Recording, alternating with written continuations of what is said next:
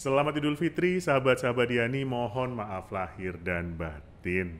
Saya juga mengucapkan selamat Idul Fitri, mohon maaf lahir dan batin. Sebelum kita ngobrol-ngobrol, jangan lupa subscribe dulu di channel ini Diani Pranata, follow Instagram juga @dianipranata untuk mendapatkan banyak informasi terbaru tentang podcast dunia Diani.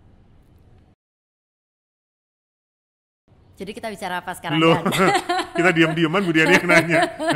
Tadi janjiannya saya yang nanya loh sebenarnya. Ini ngomongin apa Bu? Idul Fitri udah ya kan? Terus udah? Jadi selesai kalau enggak dong.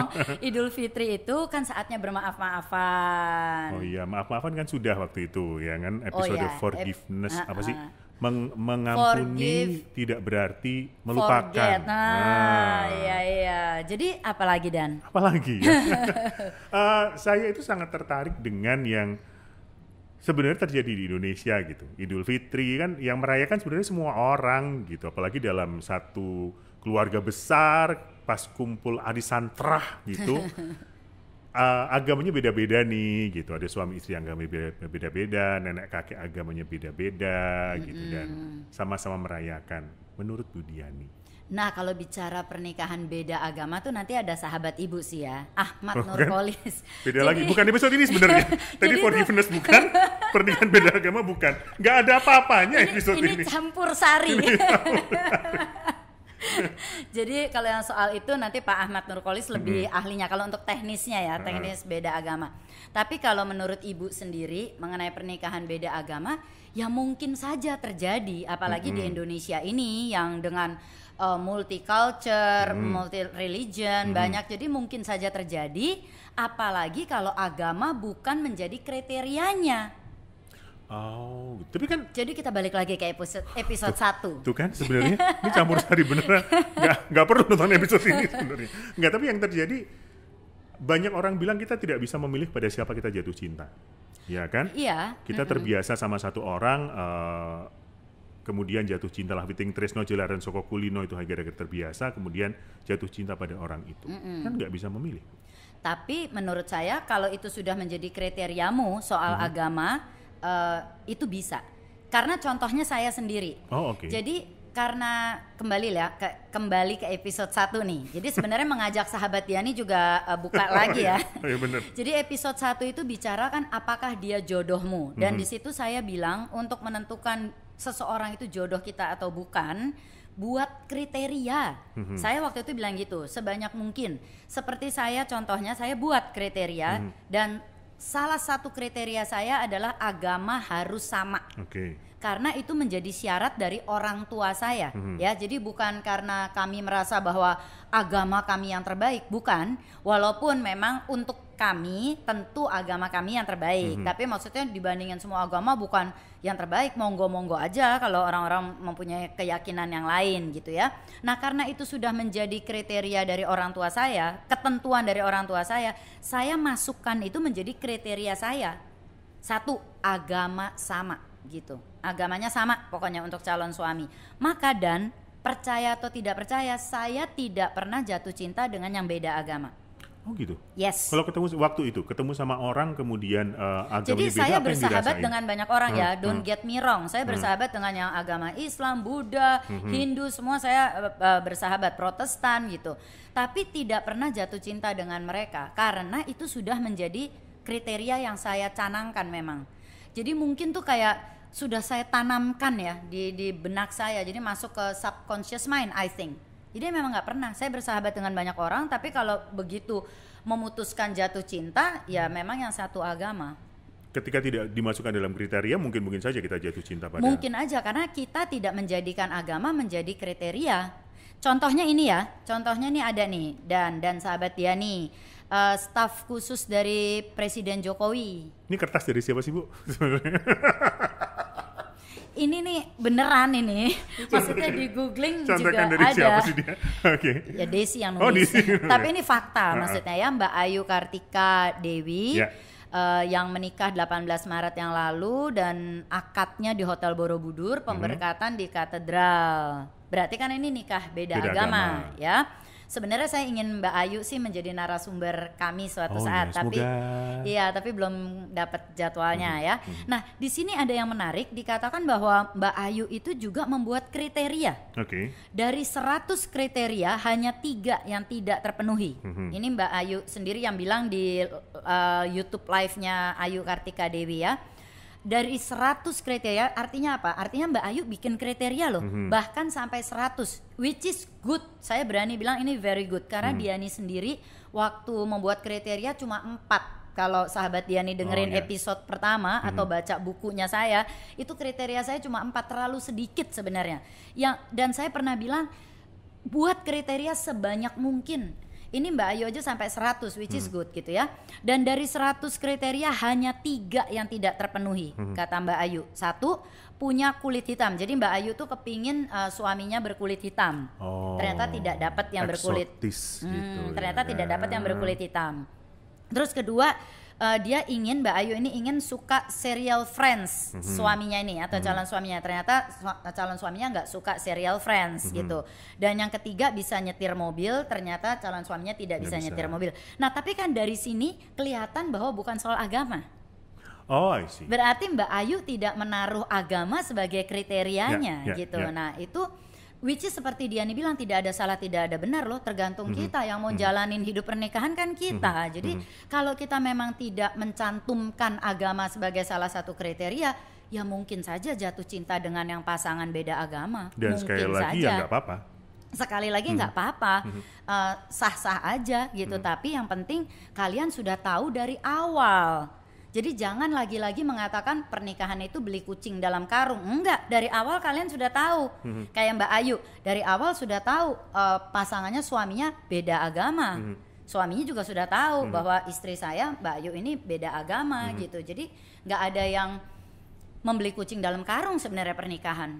Jadi memang sudah ketika sama-sama kenalan dan tahu berbeda mau berproses ya dijalankan. Iya. Bagaimana kalau begini? Selama kenal, tahu beda agama nih, kemudian berproses bersama dan mungkin terjadi bahwa salah satu akan ikutan. Setelah menikah ternyata berbeda. Oh, oke. Nah, ini ya, makanya menurut Diani jangan pernah memaksakan calon istri atau calon suamimu ikut agamamu kalau menurut saya. Karena agama itu sesuatu yang sangat personal, hubungan pribadi kita dengan yang di atas. Jadi jangan pernah kita bilang ke pasangan kita, kalau kita menikah lu harus ikut agama gue gitu. Menurut saya itu kurang bijaksana. Karena tadi yang seperti Daniel bilang kan, pertama janji, maksudnya iya saya ikut agama kamu ya, namanya lagi fall in love gitu loh, jatuh cinta, kayaknya oke. Ternyata dalam perjalanan pernikahannya dia balik lagi gitu kan, balik lagi ke agamanya yang sebelumnya, jadi tidak ikut agama suami atau istrinya gitu kan. Ya itu makanya Diani katakan jangan pernah memaksakan agama kita walaupun alasannya adalah pernikahan. Lebih baik menikah beda agama daripada memaksakan agama kita, pasangan kita ikut ke agama kita, tapi dalam perjalanan pernikahan pasangan kita merasa kayaknya kurang cocok nih sama agama baru ini. Kayaknya saya lebih cocok sama agama saya yang sebelum menikah, ya kan? Tapi kalau seandainya itu terjadi juga dan misalnya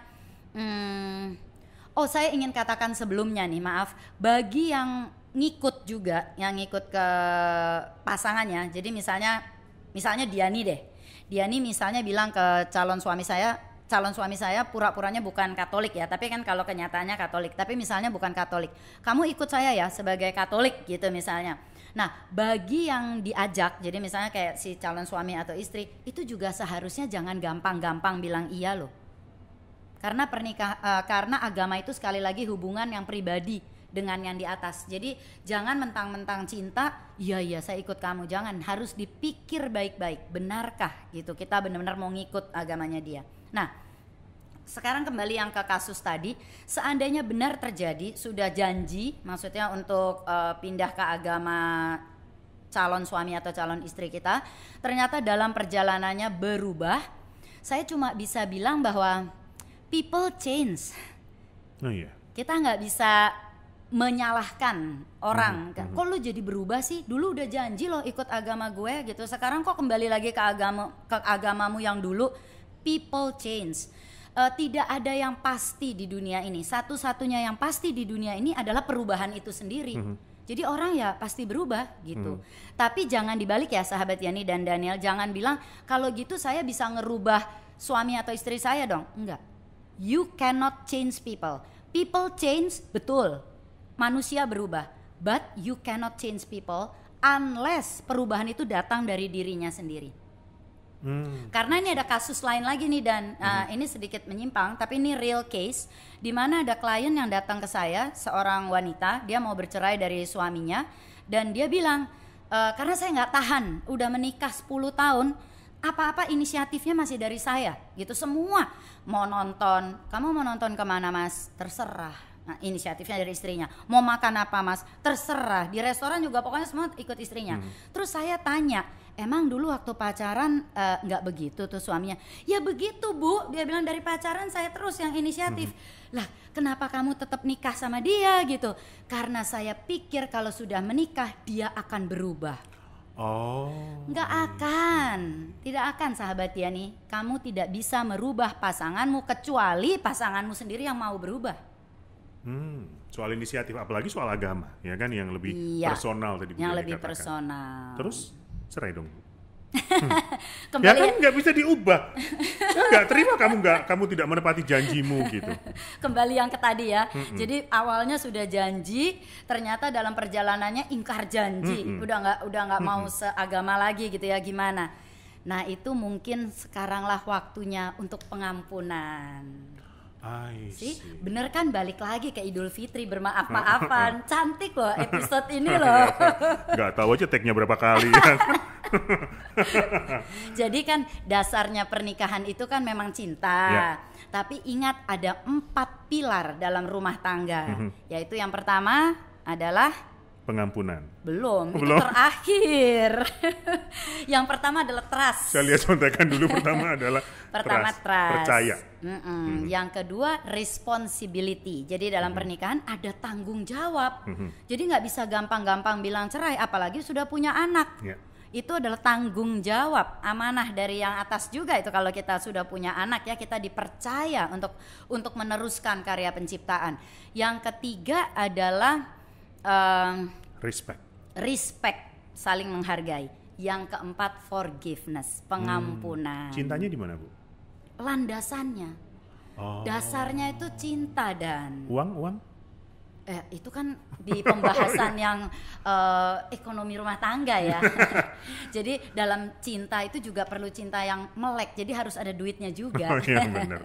Ya kan, sudah ada banyak episode lain yang membahas tentang ini, ada tentang pengampunan, tentang komitmen. Silahkan cek di seluruh YouTube channel Dunia Diani. Ini ada pembahasan lebih dalam tentang yang kita bahas di episode kali ini. Dan jangan lupa tim Sekara itu pernah buat giveaway uang kalau nggak salah, hadiah. Kalau nggak salah begitu. Jadi tolong dicek karena mungkin akan ada lagi kayaknya. Itu dia. Ceknya di mana? Di Instagram @dianipranata. Jangan lupa follow di sana, jangan lupa subscribe juga channel ini, nyalakan juga loncengnya, kasih like juga ya untuk Anda bisa mendapatkan informasi terbaru tentang podcast Dunia Diani. Terima kasih yang sudah mendengarkan podcast Diani. Terima kasih juga kepada sponsor kami, studiodreamers.id berkolaborasi dengan Hub Life. Kita pamit di sini ya, selamat Idul Fitri sekali lagi, sampai jumpa.